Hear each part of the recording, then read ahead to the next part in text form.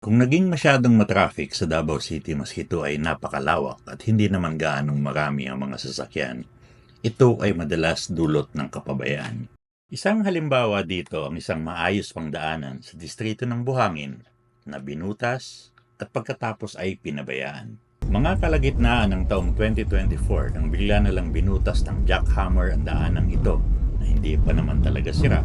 Ang inaasahan ng lahat ay gigibay ng daan para palitan ng bago, isang misteryosong gawi ng ating mga public works officials.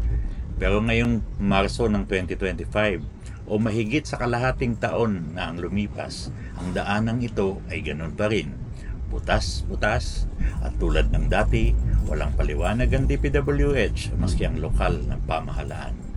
Sa totoo lang, ito ay nangyayari sa iba't ibang parte ng Davao City at maging sa iba pang bahagi ng bansa.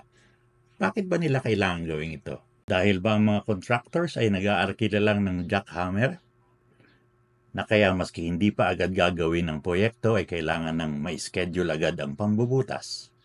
Dahil ba ito sa biglang pagkakansela ng proyekto kaya pinababayaan na lang ang mga butas-butas na daan? Samantala, patuloy ang ginagawa nitong abala sa ating mga motorista.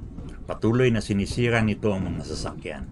Patuloy na nagiging sanhi ito ng masikip na trapiko. At patuloy itong pinapabayaan ng mga kinauukulan.